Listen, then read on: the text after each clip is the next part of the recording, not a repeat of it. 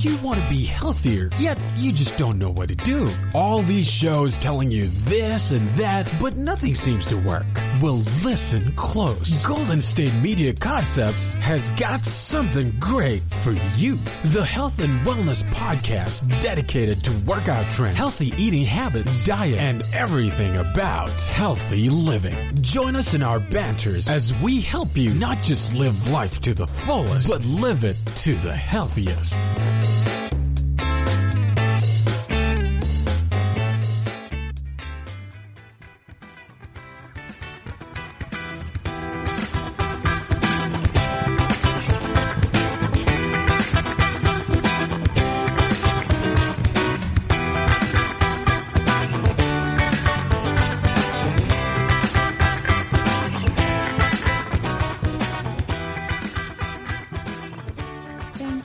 Tuning in to the GSMC Health and Wellness Podcast, brought to you by the GSMC Podcast Network.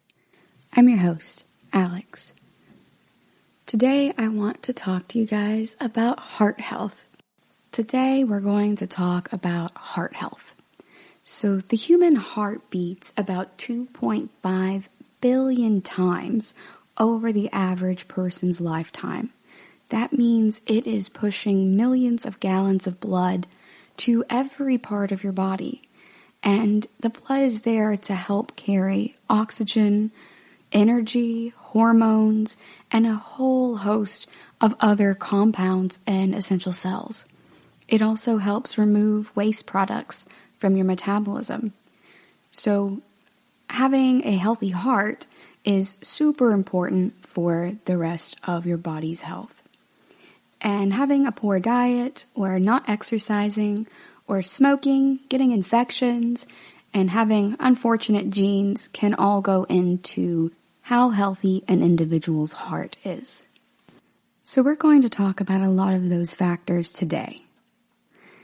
With your heart, one of the biggest problems is atherosclerosis. That means you get a bunch of pockets of cholesterol gunk up inside of your arteries, and they collect there. And these pockets are usually called plaque. So when we talk about plaque in your body, that is what we mean. And that plaque blocks those arteries so that blood flow can't get through like it normally does. Not only can this block the arteries that nourish your heart, your coronary arteries, but it can also block other arteries throughout your body.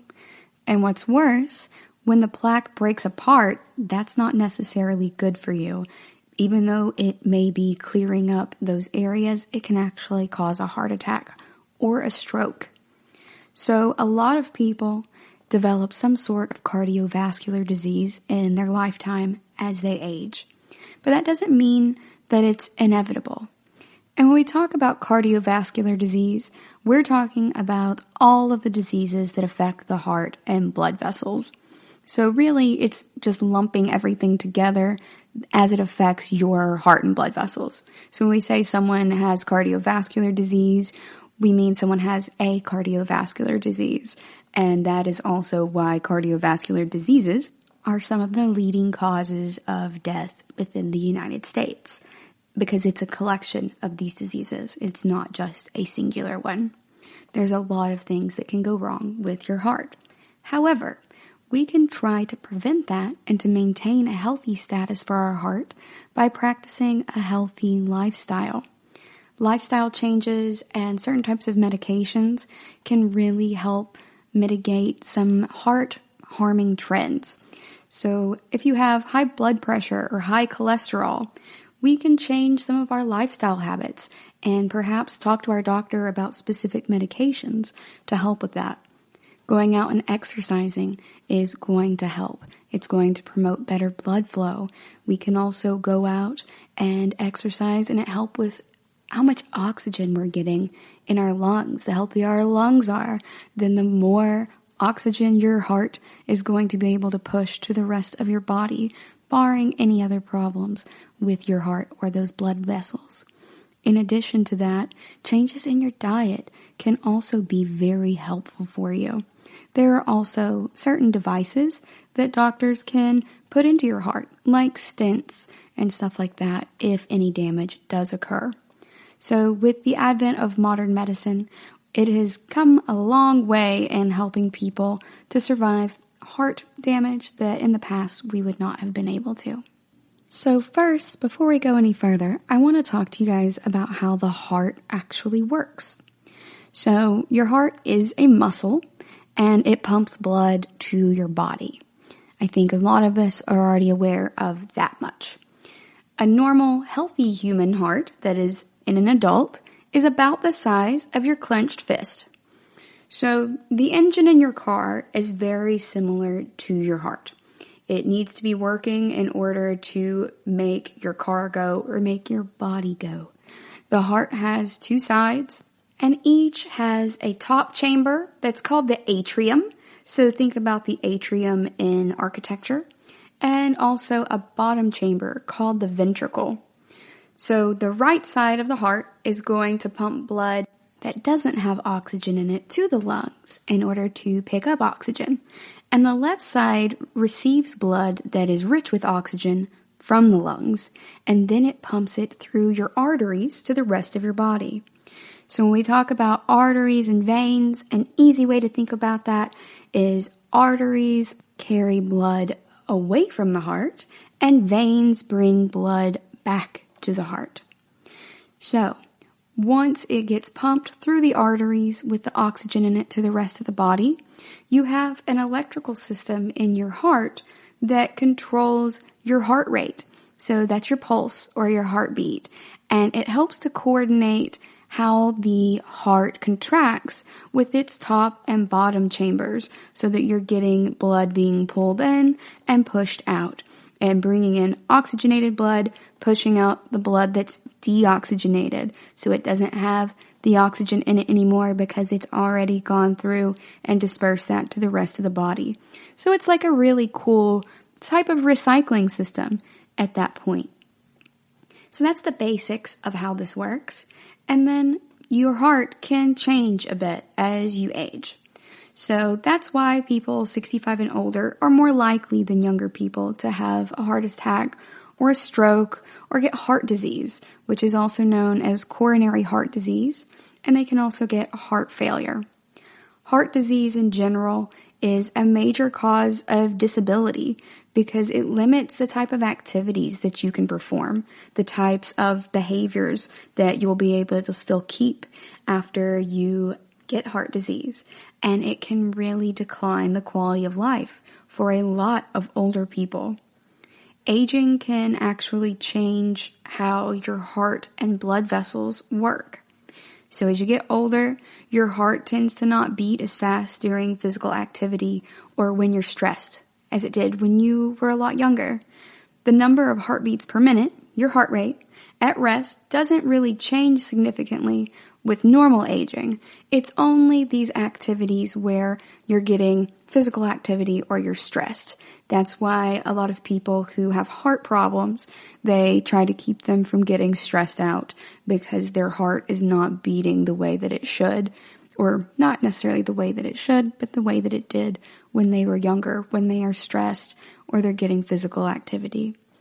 So some changes that happen with age can also increase your risk of getting heart disease. One of the major causes of this is a buildup of fatty deposits in the walls of your arteries over a lot of years. But you can not only delay or lower that risk, but sometimes you can completely avoid or even reverse it. So even if you already have heart disease, it may not be too late. Speak with your doctor about some things that you could do.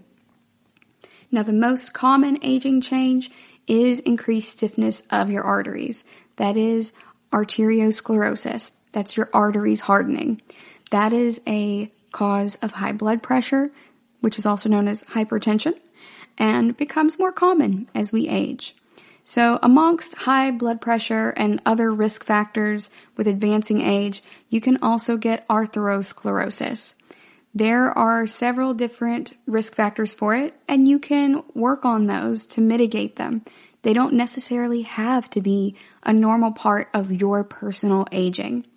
When that plaque builds up in your arteries and over time hardens and effectively narrows it, that's limiting how much oxygen-rich blood is able to go to your organs and other parts of your body. And the oxygen and the nutrients that travel through the blood are supplied to your heart muscle through the coronary arteries. So not only is your heart having trouble sending away all of these nutrients and oxygen through the arteries away from the heart to the rest of the body, but they are also supplying the heart muscle as well. So that can further weaken the heart. It's like a positive feedback effect. And remember, positive feedback doesn't mean that it's a good thing. Positive feedback means that it is making the problem worse by essentially working in a loop and reinforcing itself. So over time, your heart muscle, if you have atherosclerosis, can become damaged or weakened, and you can end up with heart failure. And heart damage isn't just caused by atherosclerosis. You can also get it from having high blood pressure for a long time. You can get it from diabetes, from heart attacks, as well as chronic heavy alcohol use. We're going to go on a quick break, and when we come back, we're going to talk about some other changes that can happen to the heart and what we can do about them. Stay tuned.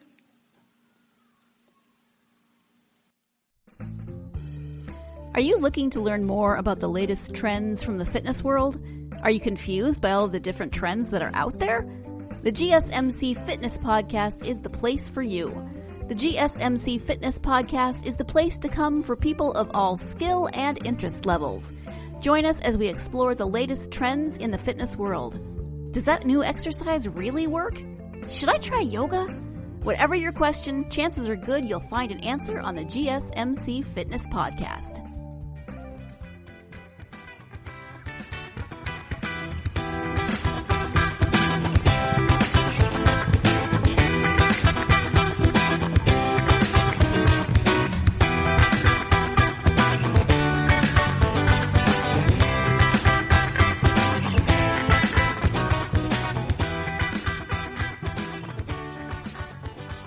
Welcome back.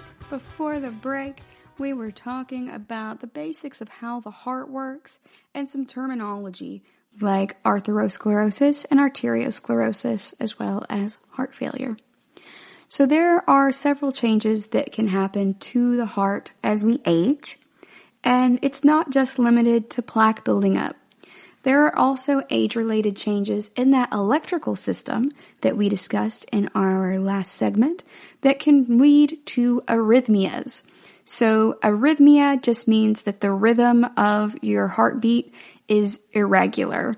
So it's too fast, or it's too slow, or it doesn't actually have a regular rhythm. And this comes from the Greek terms a and rhythmos, and the Greek word arrhythmia, which means lack of rhythm. So it very literally means without rhythm. And in this regard, it can be very dangerous for your heart to not have a correct rhythm. That's why some people need a pacemaker. It's literally helping their heart keep the pace, the rhythm that it's supposed to have. You have these valves, and they're one-way valves, like a door that is push only. And these valves open and close to control the blood flow between the chambers of your heart. Over time, as we age, they can sometimes become thicker and more stiff. And if the valves are stiff, that limits how much of the blood can flow out of the heart and can become leaky, and that can cause fluid to build up in your lungs or your legs, your feet, your abdomen. And that's really problematic for your body. We don't want fluid building up in those places. A lot of times when we think about fluid buildup in the lungs, we think about pneumonia. So pneumonia is technically an infection in one or both lungs, and it's generally caused by bacteria, viruses, or fungi. And that infection can cause your alveoli, those little sacs that perform gas exchange in your lungs, to fill with fluid or pus and make it really difficult to breathe. So that can happen due to a lot of different things. But in that case, it is fluid or pus. So in this case, you are effectively getting something that is like pneumonia, even if it's not caused by a bacteria or a virus, just because the fluid is filling up in your lungs. So think about it that way to kind of visualize what I'm talking about. Whenever that happens, think about that too, as these valves getting stiffer, as being like an old creaky door that's maybe rusted, and you need some WD-40 for it because it either won't close all the way or it is not going to open all the way. So it might not be big enough for you to get through the door, or you might not be able to really close it all the way, and so there's a draft.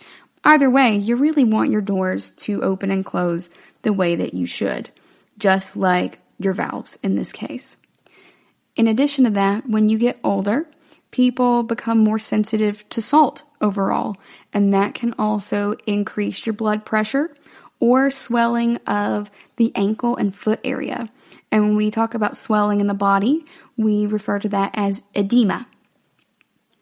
In addition to that, the chambers of your heart can also enlarge. When that happens, the heart wall thickens. And that means that the amount of blood that a chamber in your heart can hold, it's going to decrease. Even though the heart is overall getting larger, since the walls are thicker, you're not able to get as much out of it. It's kind of like when companies trick you with beverages that come in like glass bottles, and it looks like they're larger, but when you actually pop the top off of it, the bottle is super thick, like the glass of it is super thick. And so you read the label and you're like, what? This is only 12 ounces? This is like the size of a 16-ounce bottle. But they were just tricking you visually because you can't tell from the outside of it without being able to see the margin of the lip of the bottle that it is in fact smaller than normal. So it looks larger, and it is larger technically in size, but because the bottle's so thick, it actually doesn't hold as much as other similar beverages. I think we've all been there and being bamboozled by marketing of this type. So similarly, your heart can work that way. It also means that your heart fills more slowly. So think about that when you're trying to fill the bottle of a regular water bottle versus filling a Gatorade bottle, how much bigger the mouths of those bottles are. You're going to be able to fill the Gatorade bottle more quickly generally because you are able to put it under a bigger faucet. You're able to accept more liquid in there because it's not being narrowed down at the top. In fact, in science and in military maneuvers, we often refer to the act of funneling something into a very narrow place in order to get things to pass through there more slowly as a bottleneck effect. So think about it in that manner. It means your heart can fill more slowly and the amount of blood it can hold overall has decreased even though it is larger. Having long-term high blood pressure in that way, or hypertension, is the main cause of an increased thickness of your heart wall, and that can lead to an increase in the risk of atrial fibrillation. So that is a very common heart rhythm problem that older people tend to get. So I know that when the doctor tells you, oh, you have high blood pressure, overall we're like, I feel fine. I'm probably fine, right? I don't need to worry about the high blood pressure. But you really do, because little things like that lead to bigger problems down the line, like this thickening of the heart wall and the increase of the size of your heart. We don't want atrial fibrillation, and it's such a common heart rhythm problem in older folks, I think largely because a lot of us don't take the high blood pressure seriously. And to be honest, you hear doctors throw around a lot of those terms. They're like, oh yeah, your cholesterol's high. But we don't really know what that means for us in layman's terms. We're just like, oh yeah, cholesterol. I'll go ahead and eat some more Cheerios. That seems to be the synonymous go-to for a lot of folks. You hear blood pressure is high or cholesterol, you think Cheerios. And that is fantastic marketing by General Mills. And Cheerios can indeed help you because they do have those whole grains in them. So that's just about changing your diet a little bit to help. But there are several different ways that we can do that. And one of those is lowering the amount of salt that we have in our diet.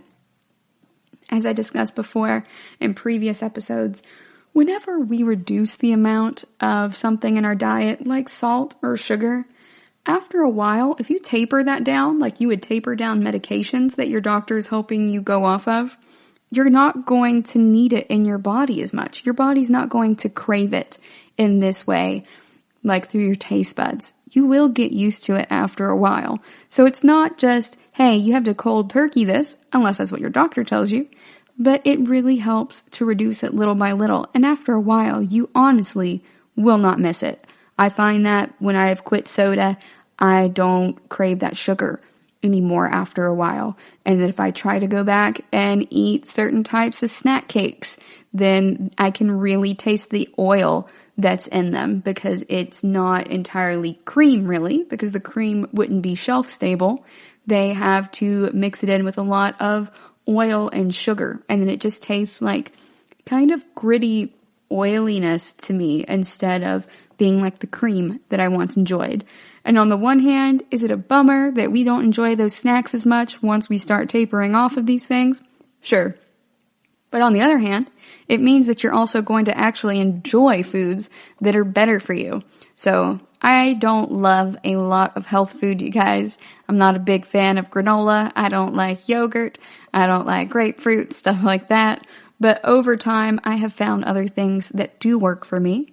And by tapering off or weaning myself off of certain types of food or certain types of amounts of seasoning like sugar and salt, I still get those in my diet. Y'all know I love my caramel macchiatos, but I do taper it off and use less of it in everything else as well. And I don't use as much caramel as I used to, because that's not great for me. And even if sugar may not be directly related to your heart health, since diabetes can in fact be problematic for your heart health down the line and cause other problems, you want to make sure that you are avoiding putting yourself in the circumstances to cause those type of cascade effects. In addition to these types of age-related heart disease, you have other factors that can also weaken your heart muscle, like thyroid disease or chemotherapy, and things that are totally outside of your control, like your family history. There are unfortunate genes that are associated with certain types of heart disease and other types of diseases. And that's why doctors ask you for that family history. A lot of things are genetic. They're not going to get down into the nitty-gritty of genetics with you for this necessarily, but it just is good for them to be able to go, hey, okay, you have this, this, and this in your family, and so you may have an increased risk. Let's make sure that we are checking your LDLs, especially right now during your annual well visit, just to make sure that you're good to go, because this is about the age at which people who have a family history of it start presenting with those types of issues. It just helps give your doctors a head start. So try to find out as much about that family history as you can. Now, I understand that in some cases we really can't go back that far. So, for example, my grandma, one of them was adopted, and so we don't really know anything about her family history on that side. We only know exactly what goes on with her and my mom and uncle and stuff like that. So that's as far back as I can go there. I'm not able to tell about other types of genetic diseases that could have been passed down from before her time, but we do the best that we can, and it's okay if you can't go back a certain amount of time. You just do the best that you can in finding out that family history. We're going to go on a quick break, and when we come back, we're going to talk about signs of heart disease. Stay tuned. Tired of searching the vast jungle of podcasts? Now listen close and hear this out. There's a podcast network that covers just about everything that you've been searching. Hey! The Golden State Media Concepts Podcast Network is here. Nothing less than a podcast bliss with endless hours of podcast coverage. From news, sports, music, fashion, cooking, entertainment, fantasy, football, and so much more. So stop lurking around and go straight out to the Golden State Media Concepts Podcast Network. Guaranteed to fill that podcast itch. Whatever it may be. Visit us at www.gsmcpodcast.com. Follow us on Facebook and Twitter, and download us on iTunes, SoundCloud, and Google Play.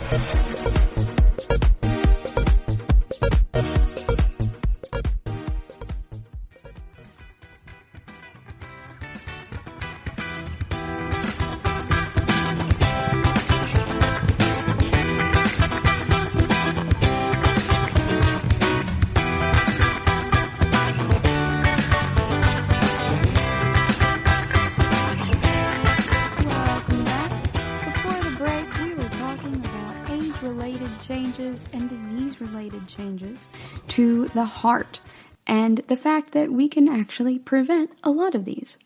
So now we're going to talk about some signs of heart disease. So knowing when we should really start paying attention to these issues and mention them to a doctor, perhaps.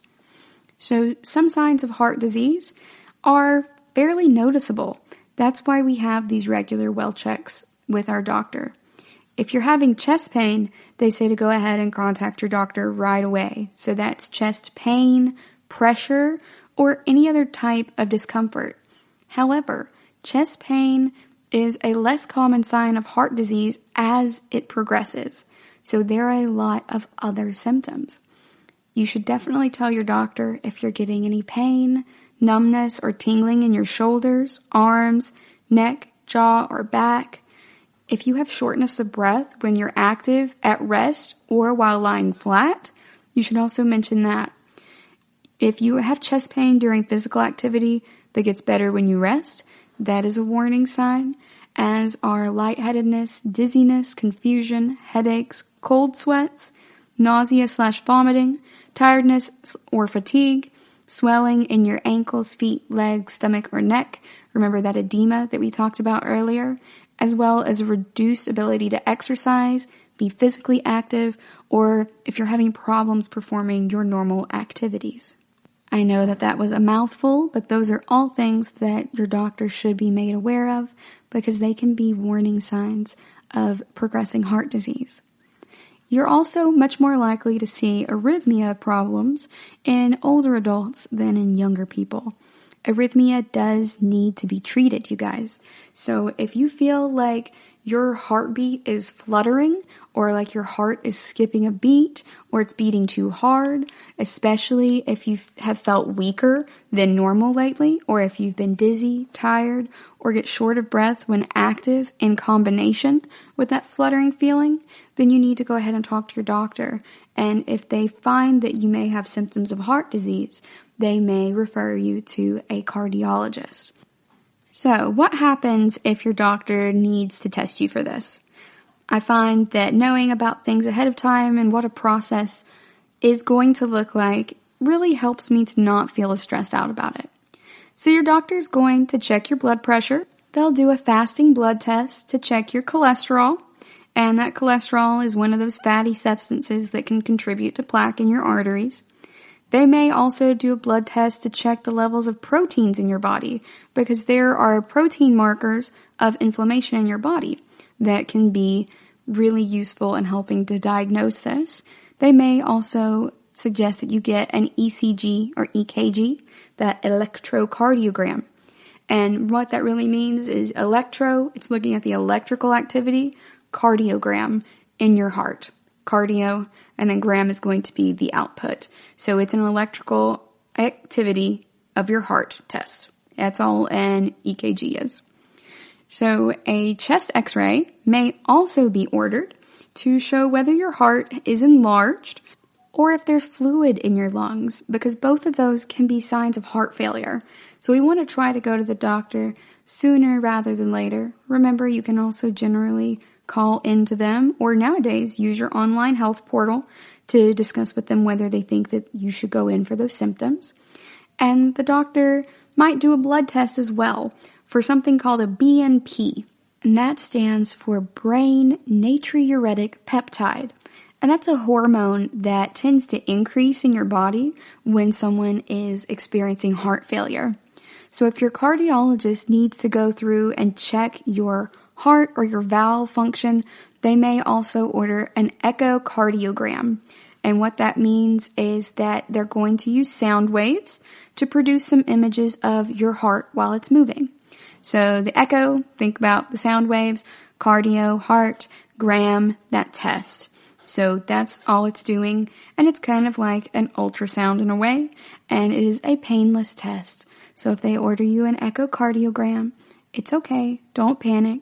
It should not hurt in any way, and your doctor can talk to you more about it as you go along as well. So with these type of tests, and with heart disease, I also want to talk to you guys briefly about the difference between atherosclerosis and arteriosclerosis. So first up, let's talk about the origin of it a little bit. So with both of these words, they have the term sclera in them. Sclera is a modern Latin term, but it derives from the Greek word for hard, scleros. So arteriosclerosis means a hardening of the arteries. This also includes a stiffening of the arteries. Atherosclerosis, on the other hand, is a type of arteriosclerosis, but it's the narrowing of the artery that is caused by plaque buildup. So arteriosclerosis itself is just the stiffening or hardening of the artery walls, and atherosclerosis is specifically the narrowing of the artery because the plaque has built up. So we want to make sure that we have those separate in our minds. A lot of folks use them interchangeably, but they are technically two different things. So to help this make a little bit more sense, remember your arteries carry blood away from the heart to the rest of your body, and they're lined with this really thin layer of cells called your endothelium. And your endothelium keeps your arteries smooth and helps promote easy blood flow. So when the endothelium gets damaged, then it allows harmful types of cholesterol to start building up in the artery walls.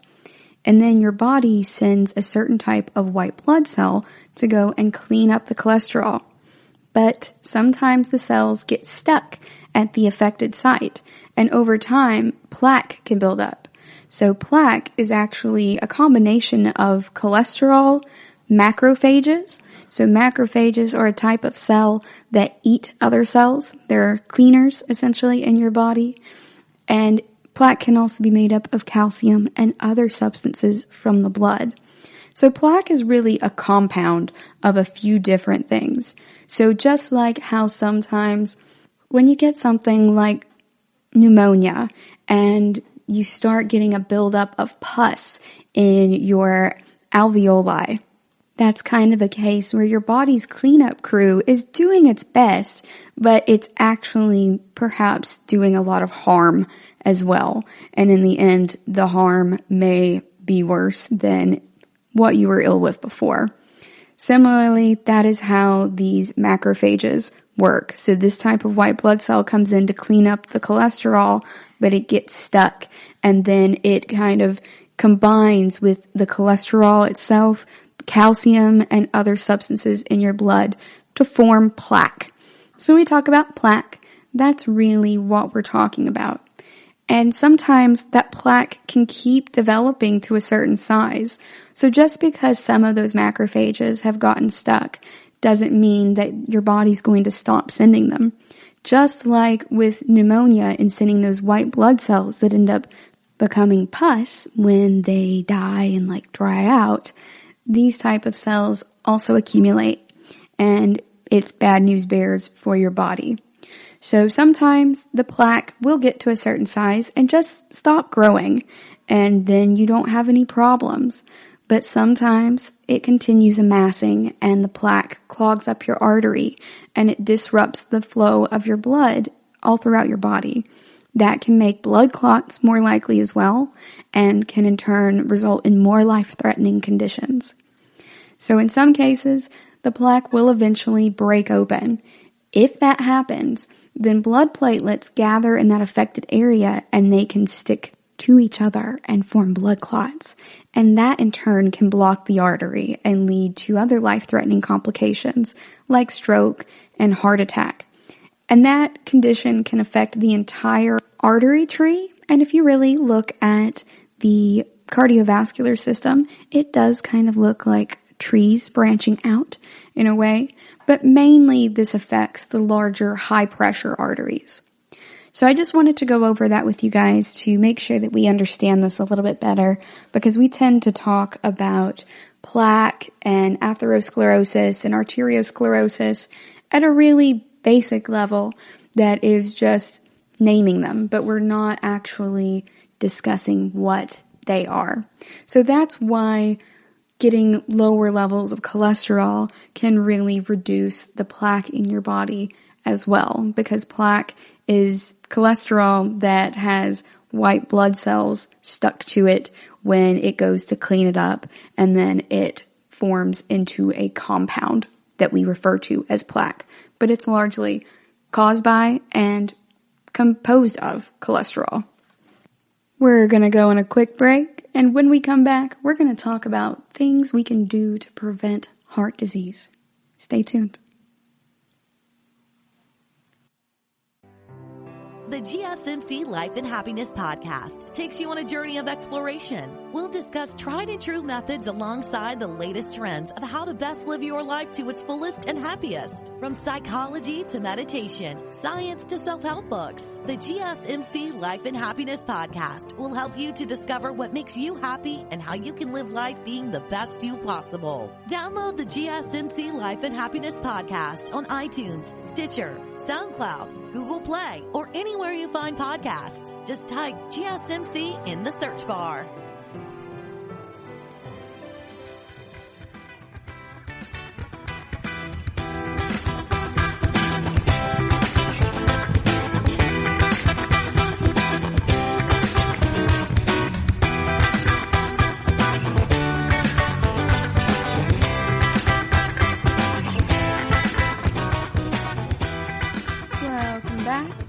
Before the break, we were discussing atherosclerosis versus arteriosclerosis, what plaque truly is, and the signs of heart disease. Now we're going to talk about what we can do to prevent it. And that's the good news, is that a lot of this can be preventable, and at certain points, a lot of it is still reversible. So first up, definitely talk to your doctor about the type of activities and options that would be best for you. Remember, everyone is different, and it's important that we acknowledge that when we're talking about holistic perspectives like health and wellness. But you want to talk to them firstly about what you can do to be more physically active. So remember, we're aiming to get at least 150 minutes of physical activity each week, and being consistent is the most important. So we don't want to just crush all of that 150 minutes into 1 or 2 days. We want to make sure that we are spreading that out and doing it consistently, because the consistency is what is going to build habits and make sure that we continue with this long term. So one of the most common ways that this is split is that 150 minutes is turned into 30 minutes 5 times per week. It's best if you're able to get it every day, and you don't have to do it necessarily all at once. So you can start out by doing things that you enjoy. You can go for a brisk walk, or go dancing, or when coronavirus quarantining is over, bowling. You can still go right now as long as you maintain proper social distancing and participate in bicycling or gardening. It's just helping to avoid spending so many hours each day just sitting. You can also change your desk into a standing desk. Work at the counter instead. Still be mindful of ergonomics. You don't want to end up with tendinitis and such, but just keep in mind what might be the best course of action for you and what you're the most comfortable with. But you can also break these walks up or the cycling and or the gardening into a bit of it in the morning and a bit in the evening, or just whenever's best for you throughout the day. Or you can go on that brisk walk in the morning and do your gardening in the evening, or vice versa. You can mix and match these. So you don't have to do it all at once, and it doesn't have to be all the same thing. And if we do activities that we enjoy, then it's going to also be more likely that you continue with that habit. Secondly, if you smoke, they recommend that you quit. So I'm not here to lecture you guys. You guys are adults and make your own decisions. But smoking is a leading cause of preventable death, and it adds to the damage in your artery walls. So it's not too late to get some benefit from quitting smoking if you are at an increased risk of heart disease. And quitting, even in later life, can lower your risk of heart disease, stroke, and cancer over time. So do with that information as you will. It's also important to try to follow a heart-healthy diet. So choose foods that are low in trans and saturated fats, added sugars, and salt. So go ahead and go back through our catalog of episodes and check out the ones that I did on specifically fats and oils, as well as the ones on sugars and sodium. As we get older, we generally become more sensitive to sodium, and that can cause swelling in your legs and your feet in particular. So if you already have hypertension or if you have lymphedema, then you may already be prone to this type of swelling, and reducing your salt intake can help reduce other causes of it. So it's not as much swelling. We don't want to compound the issues that we already have either. You can also eat plenty of fruits, veggies, and foods that are high in fiber, like those that are made from whole grains. Those are very helpful for helping you reduce your cholesterol. Eating foods that are high in fiber, remember, also slows down your digestion and really allows your body to get as much of the nutrients out of your food as possible before expelling it from your body as a waste product.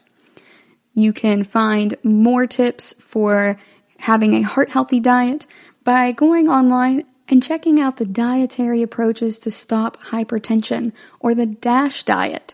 It's really more of an eating plan, is how they like to refer to it. And we also briefly discussed it in our episode on diet comparisons. You also want to keep a healthy weight. Remember, abs are made in the kitchen, so following that heart-healthy diet is going to help you on several levels. It's going to help you maintain that healthy weight. It's going to also help you with your overall heart health. In addition to that, being physically active is also going to help keep you at a healthy weight. And this isn't about how your body looks or anything like that. We're just talking simply about heart health and how this can impact your body. So I don't want anyone to feel body shamed or anything like that, because it's not really about how your body looks, it's about how it feels. Balancing the amount of calories that you eat and drink with the calories that you're burning by being physically active can help you to maintain that healthy weight. So some things that can also help that include limiting portion sizes and just being physically active in general. However, a lot of folks also have additional issues that contribute to their weight, such as thyroid problems. So there may also be an underlying issue related to why you're gaining weight if you are already following this heart-healthy diet and you're already being physically active and getting that 150 minutes of physical activity per week. So if you feel like something is kind of off and the amount of physical activity and the healthy diet that you're following aren't matching up with your weight and what you feel that you should normally expect from it, make sure you talk to your doctor. There are underlying causes that could be contributing to this disparity between what you are doing with your habits and what's actually ending up happening with your weight. It might be something that is really invisible to us as individuals, but that doctors may recognize. There are a few people in my personal life who do have thyroid conditions that affect their weight adversely. and they eat very healthy, but it causes them a lot of other problems and they have to be on medication for it as well. So it's not enough for some people to do those two things, but it is a good start. If you have diabetes, high blood pressure, or high cholesterol, make sure that you just follow your doctor's advice to manage those conditions and take your medication as it's directed. That way, you should be getting the best chance possible to help prevent or reverse other types of conditions that you may have. It's also important to avoid drinking a lot of alcohol, and it's also important to manage your stress. And we have an episode on stress as well. Managing that stress and making sure you're making time for yourself to relax and cope with the problems in your life can really help improve your physical and your emotional health and wellness. So think about perhaps utilizing a stress management program or picking up meditation or diving into some physical activity, or even if you're a talker, talking things out with friends and family. I encourage you to select something like that works best for you and your personality type. For me, I like to sand and refinish tables. That is very soothing for me. It's a very chill, repetitive task, and in that way, it's almost meditative for me. I like to work with my hands, and I can just put everything into that. And that's my type of relaxation. So whatever that looks like for you, it might not look the same as it does for other people, and that's okay. Just find something that helps you to manage your stress and to relax. All right, we're going to go on another quick break, and when we come back, we're going to talk about what specifically goes into a heart-healthy diet.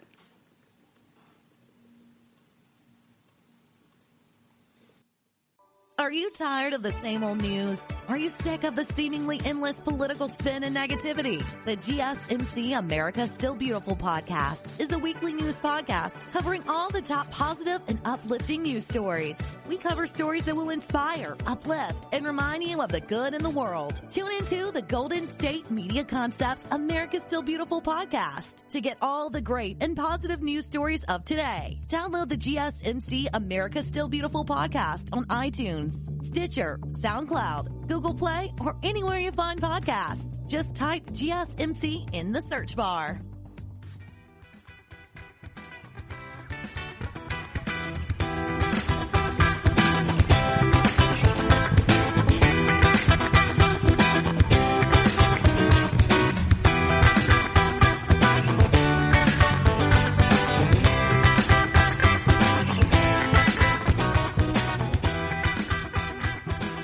Welcome back. Before the break, we were talking about some specifics related to what we can do to prevent heart disease. And now we're going to talk about diet in particular. So diet plays a huge role in your heart health and in your general health. Diet is one of the best things that you can do for your body. Even abs are made in the kitchen.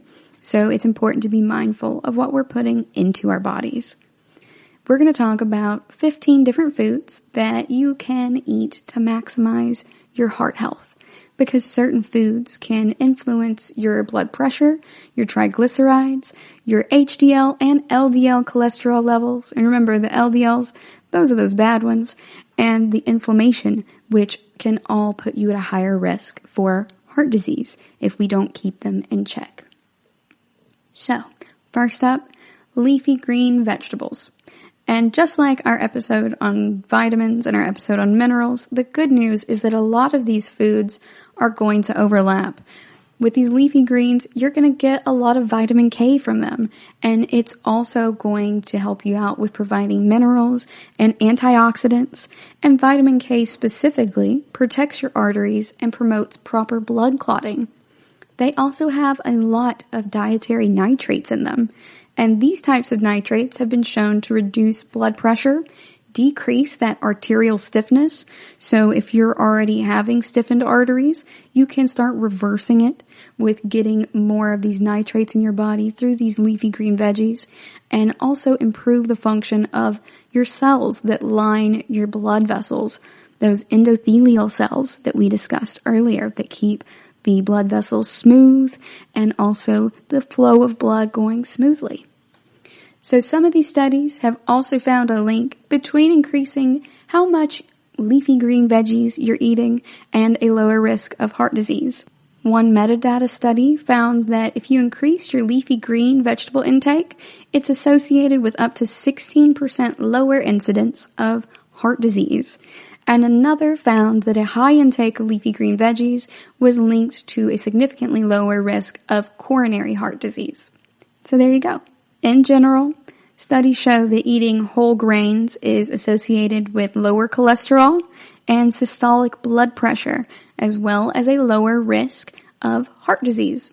So whole grains, really that just means that they have all three nutrient-rich parts of the grain: the germ, the endosperm, and bran. So those are three parts of grains that have a lot of nutrients in them. Some pretty common types of these are whole wheat, brown rice, oats, rye, barley, buckwheat, and quinoa. So for me, I am more into quinoa or whole wheat loaves of bread. I'm not really into whole wheat sliced bread, but I'm working my way up. I also like oats. So those are the ones that I generally get more of. Remember, you don't have to like or even eat all of these. Just find the ones that you find palatable and go from there. As long as you're able to find one or two that you like, then you have solid go-tos for it. Compared to refined grains, whole grains are also higher in fiber, and that can help reduce that LDL cholesterol, that bad cholesterol, and thereby decrease the risk of heart disease for you. Berries are also great for you. They are packed with important nutrients that can play a really important role in heart health. They also have a ton of antioxidants in them, and that protects against oxidative stress and inflammation that can also lead to heart disease. Avocados are high in monounsaturated fats and potassium, and they can help lower your cholesterol, your blood pressure, and your risk of metabolic syndrome. And metabolic syndrome is a cluster of different types of issues related to your metabolism that may also include diabetes. Fatty fish and fish oil are great for you because they are high in omega-3 fatty acids and can help reduce heart disease risk factors, especially those related to blood pressure, your triglycerides, and cholesterol. So those are really good for you if you have arteriosclerosis or atherosclerosis in general. Walnuts are also a great source of fiber and micronutrients. You can get magnesium, copper, and manganese from walnuts. They are very important for reducing your cholesterol and your blood pressure and can also lower your risk of heart disease. Beans are high in resistant starch and have been shown to reduce a lot of the levels of cholesterol and triglycerides, as well as lower your blood pressure and decrease inflammation. So again, those are a really great choice, specifically for arteriosclerosis and atherosclerosis. Dark chocolate, y'all know that one has a lot of antioxidants in it.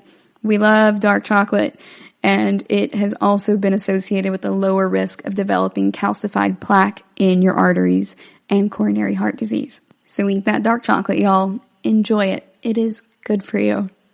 Tomatoes are also really rich in lycopene, and that's actually a plant pigment, so it gives it its color, and it's a powerful antioxidant. So that is super awesome for your body. Interestingly enough, while most of these foods that we're talking about are reducing your levels of different types of cholesterols in your body, tomatoes increase the good cholesterol in your body, your HDLs. And the lycopene in the tomatoes can also help you with having a lower risk of heart disease and stroke. So if you have either of those issues in your family medical history, I encourage you to eat more tomatoes.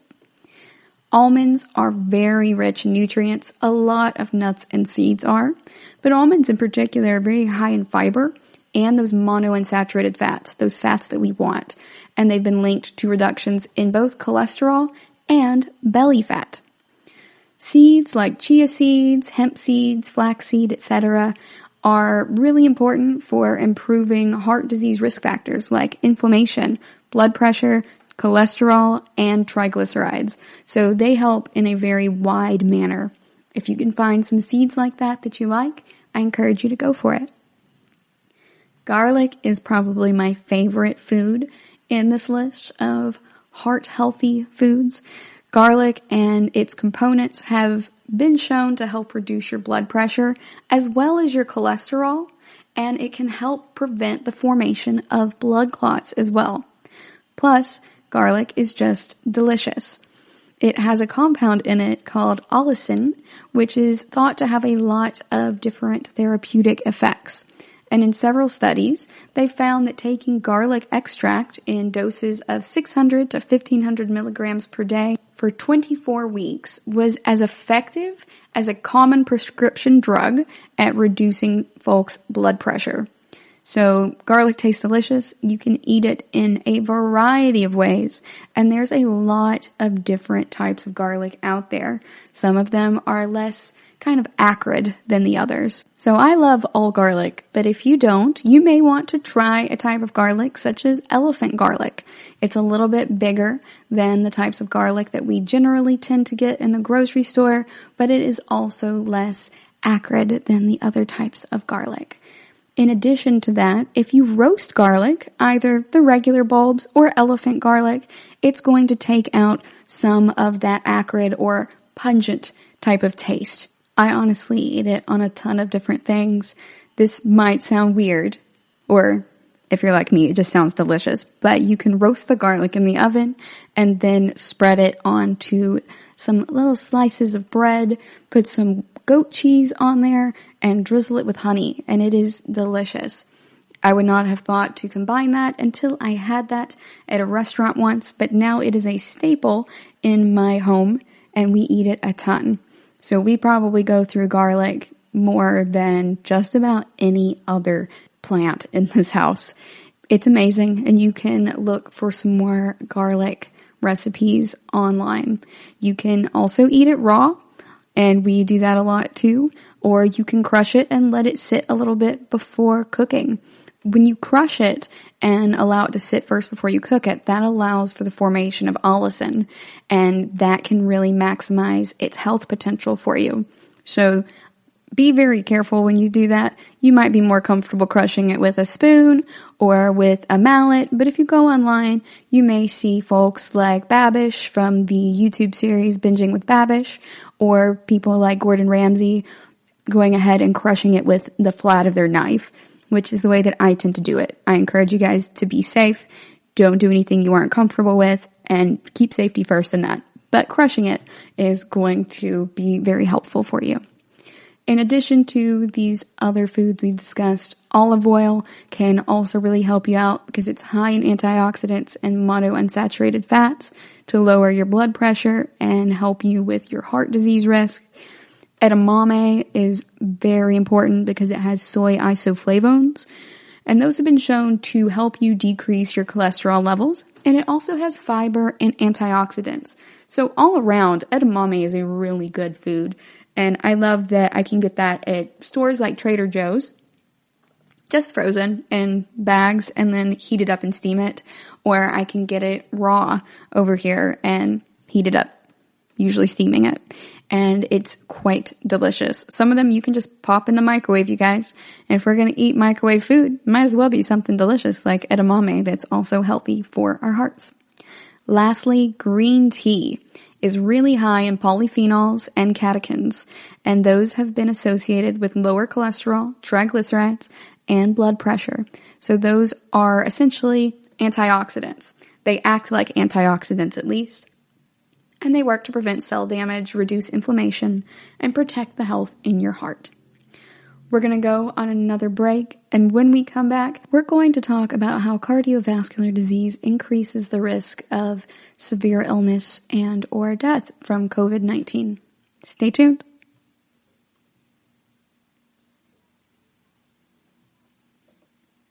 GSMC Beauty Tips Podcast gives you advice on everything from hair to fashion to skincare products. We'll talk about the latest trends in makeup, hairstyles, and anti-aging remedies. And we'll cover all of the newest fashion trends. If you have an interest in or questions about the beauty trends that might work best for you, the Golden State Media Concepts Beauty Tips Podcast has got you covered. Download the GSMC Beauty Tips Podcast on iTunes, Stitcher, SoundCloud, Google Play, or anywhere you find podcasts. Just type GSMC in the search bar.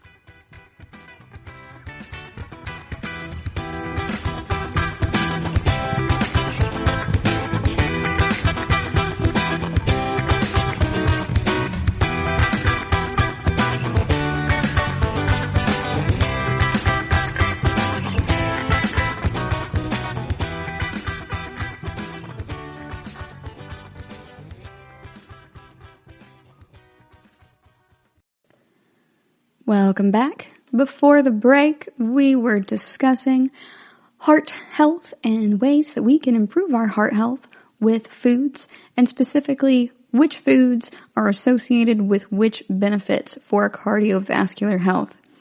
Now we're going to talk about how cardiovascular disease can increase our risk of severe illness and or death from COVID-19. And this is not meant to scare anyone. It's just meant to be very informative and timely for us. Because right now, even if we do have cardiovascular issues, and as we discussed in previous coronavirus episodes, that coronavirus, COVID-19, can be more likely to be more severe for you if you get it and you have cardiovascular issues. As in those studies, we found that 22% of the people who have died from it have had cardiovascular issues. Then we can also see how we can try to reverse some of those things right now, especially since a lot of federal agencies believe that about 48% of United States adults are at risk of cardiovascular disease. The American Heart Association also reported on that in a 2019 informational page that 48% of U.S. adults, which is 121.5 million people, have some form of cardiovascular ailment. That includes coronary heart disease, heart failure, stroke, and high blood pressure, which we have talked about today. That's a lot, but a lot of that is also reversible.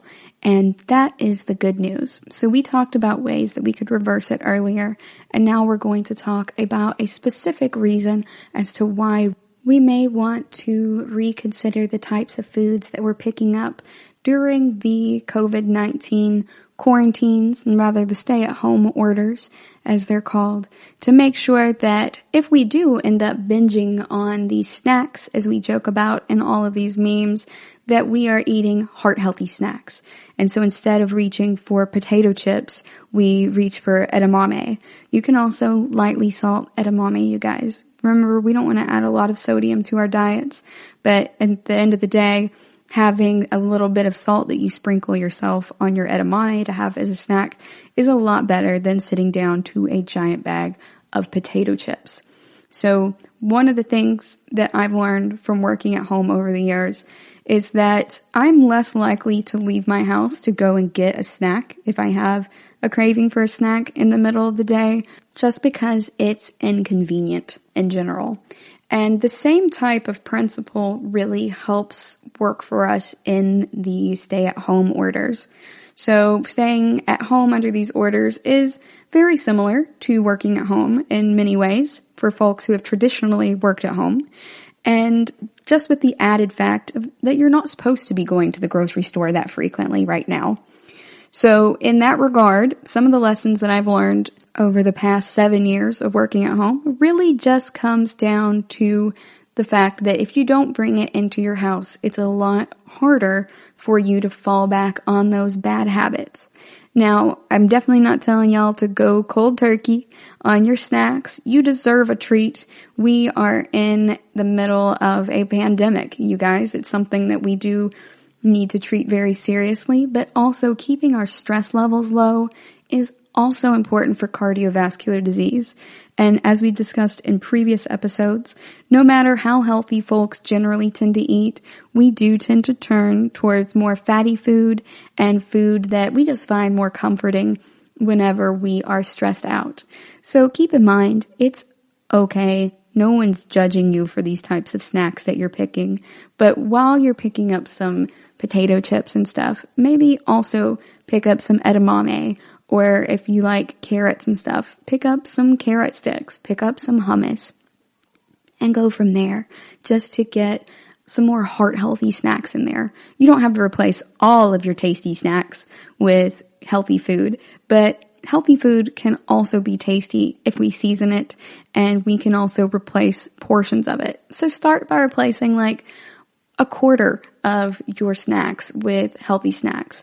Instead of getting 2 bags of chips for the next 2 weeks, go ahead and get 1 bag of chips and some hummus, or 1 bag of chips and a few bags of edamame, something that you like that is heart healthy too. And that is a good way to start. And then you can gradually decrease the amount of chips and stuff that are in your diet and get some of that junk food out. It also helps to make sure that these healthy foods that you're getting are easily accessible. So you're not going, man, I don't want to have to cook all this. I'm just going to eat the chips. Really, what this boils down to is make the healthy way the lazy way. And that is how it works for me. If I don't bring a Coca-Cola into the house, I'm not going to get up and go get one when I'm normally working from home outside of the pandemic. That is just a pain in the half. That's a lot of work, really, just to go and get a single Coca-Cola, or even to get a 12-pack of Coca-Cola. But since I don't like bringing those things into my house in bulk anyway, or at all if I can help it, then I am not going to turn to it when I need a snack, or when I want a snack, really. So in that regard, that's how it works for me. And I think that especially during this pandemic, you can also adopt that to perhaps make it work for you. So now that we've discussed a way or two to help reverse or prevent some of this in a dietary manner while we are in the pandemic, let's talk about some reports from China. So some reports from China have told us that most COVID-19 patients, and that is about 80%, will just develop mild flu-like symptoms, so fever, dry cough, and body aches that we can manage at home. But 20% will develop more serious symptoms like pneumonia that requires hospitalization, and about a quarter of those require ICU level care. So that is quite a lot. COVID-19 has also been found to cause some heart problems at this point. Folks who already have cardiovascular issues are, of course, at a higher risk, as we've discussed before. But the rapid worsening of your cardiovascular health is likely due to a combination of the severe viral illness and also the increased demands on the heart, since fever causes a rapid heart rate. And then you also have lower oxygen levels due to pneumonia and an increased likelihood that you're going to form blood clots. So as we discussed earlier with how your heart works and carrying oxygen to your body, the less oxygen that you have available, the harder it's going to be on you. And also, if you have cardiovascular issues, not only now would you have a problem with being able to get the oxygen there quickly or efficiently, but now there is less oxygen to go around as well. So it's a compound issue. In addition to that, there is also a more unusual condition called myocarditis that we've been seeing in COVID-19 patients. So myocarditis is an inflammation of your heart muscle. It's called the myocardium. That's why we call it a myocardial infarction when you have a heart attack. In medical terms, an infarction is tissue death due to not having enough of a blood supply to the affected area. So that means a myocardial infarction is tissue death due to not being able to get enough blood supply in the heart muscle. So now that we understand the basics of that terminology, when we think about myocarditis is going to be an inflammation of your heart muscle. So myocard, that is your heart and muscle, and itis means swelling. So a swelling of your heart muscle is what is happening with folks who have COVID-19. Not everyone, but some people. So some people who have COVID-19 appear to be having a heart attack, but instead are suffering from some inflammation in your heart muscle. The electrocardiograms that they perform on these patients show changes that suggest they're having a major heart attack, and the blood tests show that they have elevated levels of troponin, and that is a heart enzyme that's released when your heart muscle is damaged. So when the heart muscle becomes weak, you can get a dangerous heart rhythm to develop, that arrhythmia that we talked about earlier, where it's too fast or it's too slow or it's irregular. It's without a regular rhythm. So if you have a severe injury to your heart muscle, and you can measure that with those troponin levels, those cardiac enzyme levels, it's been strongly correlated with an increased risk of death in people who have COVID-19, and that is according to a new review that has been published in the Journal of the American Medical Association Cardiology. So it's called JAMA Cardiology. So it's not clear right now whether that myocarditis is being caused directly by the virus and its effect on the heart muscle, or whether it's an overactive immune response to the virus. So that means that since we don't know the exact cause, doctors do not yet know how best to treat patients who are exhibiting these symptoms of myocarditis while they also have COVID-19. There is an increased risk of severe illness and death in heart patients who have COVID-19 as well.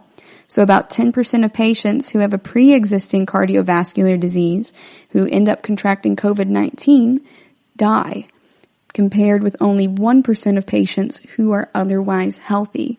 So you have an increased risk that has also been seen in folks who have high blood pressure and coronary artery disease, but they're not entirely certain why. Some experts think that it could be that the use of certain blood pressure medications called angiotensin-converting enzyme inhibitors, those ACE inhibitors we talked about previously, and angiotensin receptor blockers, those ARBs. So we talked about ACE inhibitors and ARBs in a previous coronavirus episode, so you may be familiar with that already. But if you haven't listened to those episodes, the rundown is really that these are the most commonly prescribed medications for treating high blood pressure. And with 48% of folks within the U.S., that 121 million individuals who have a type of cardiovascular disease, and among those is high blood pressure, a lot of folks are on these medications. And they've been proposed as a possible factor in the increased incidence of COVID-19 in folks who have high blood pressure. And we discussed that within the context of the Lancet article that the French Minister of Health referenced when he told folks not to take ibuprofen because it also acts on ACE receptors. So the reason that they're thinking about this is because the coronavirus attaches to the ACE2 receptor, and that's found in your lung and heart tissue. Remember, receptors are kind of like docks. They're docking sites for different types of medication or other elements in your body. So whenever you have these, coronavirus comes into your body and the virus docks to the ACE2 receptor, and that's in your heart and lung tissues. If you're on ACE inhibitors and ARBs, those types of medications produce an increased number of those receptors in your body. So there are more docks available for the virus or the actual elements in your body that are supposed to go ahead and dock there to dock there. So there are just more sites available, and people are wondering in the scientific community now whether that is increasing susceptibility to infection. However, ACE2 has also been found to protect against viral lung injury in mice. So that doesn't necessarily mean that it's going to work the same for humans, but it's suggestive of that. There is also an ongoing study right now testing whether losartan, which is an ARB, may protect patients infected with COVID-19. So we aren't sure if these ACEs and ARBs are more beneficial or if they are more harmful for us. As of right now, there's not enough evidence to tell us whether they're harmful or whether they're beneficial. The American College of Cardiology, the American Heart Association, and the Heart Failure Society of America all recommend that we do not stop the use of ACE inhibitors in ARBs in patients who are already taking them, but we should not prescribe any new ones either. So if you go to your doctor now for heart issues, they may prescribe you something different if this is the first time that you have been prescribed something for it, or perhaps even if your prescription is time to be renewed. But if you're already on these, do not stop taking them, according to the AMA and several other colleges of cardiology and heart associations in the U.S. Just do what you can to prevent infection. They don't have any special protocols for higher risk cardiac patients to prevent COVID-19 exposure, but follow those CDC recommendations that we discussed in the past and that are updated frequently on the CDC website. That includes washing your hands frequently and physically distancing yourself from folks. That's really important. If you're quarantining with other people and they're not people that you live with, stop hanging out with everyone. We need to make sure that we are actually staying home, especially if you are at an increased risk. And according to a lot of these places, like the American Heart Association, that means that half of Americans are at an increased risk. 121.5 million people just specifically from cardiovascular disease. That's not even mentioning the folks who also have diabetes or who have just diabetes, not necessarily diabetes and cardiovascular issues, but there are a lot of folks who are in that Venn diagram. So heart patients should definitely avoid close contact with children 18 and under, because although kids rarely develop serious illness from COVID-19, they can be asymptomatic carriers who can transmit the disease to vulnerable family members. It's also important for you to stay up to date on your flu and pneumonia vaccines right now, because any illness can weaken your body's ability to fight off another illness like COVID-19. Lastly, it's really important to exercise outdoors when possible while still keeping a safe distance from others. Get you enough sleep, try to manage your stress, and eat a balanced diet. That's going to help your immune system be bolstered so it can fight off COVID-19 or ward it off if you come in contact with it. But it can also help you to prevent cardiovascular disease progression in the long term, because after the pandemic is over, we will still have heart disease to deal with. So give your body the best chance that you can. Arm yourself with information. Remember, forewarned is forearmed in this perspective, and just do your best to give your bodies the best shots they have for not only COVID-19 right now, but also cardiovascular disease in the long run. Thank you for listening to the GSMC Health and Wellness Podcast, brought to you by the GSMC Podcast Network. I'd like to ask that you please remember to subscribe to the show, and writing a nice review always really helps us. Also, if you could please follow us on Facebook, Twitter, and Instagram, I'd appreciate it. Thank you kindly, and have a good night. You've been listening to the Golden State Media Concepts Health and Wellness Podcast, part of the Golden State Media Concepts Podcast Network. You can find this show and others like it at www.gsmcpodcast.com. Download our podcast on iTunes, Stitcher, SoundCloud, and Google Play. Just type in GSMC to find all the shows from the Golden State Media Concepts Podcast Network, from movies to music, from sports to entertainment, and even weird news. You can also follow us on Twitter and on Facebook. Thank you, and we hope you have enjoyed today's program.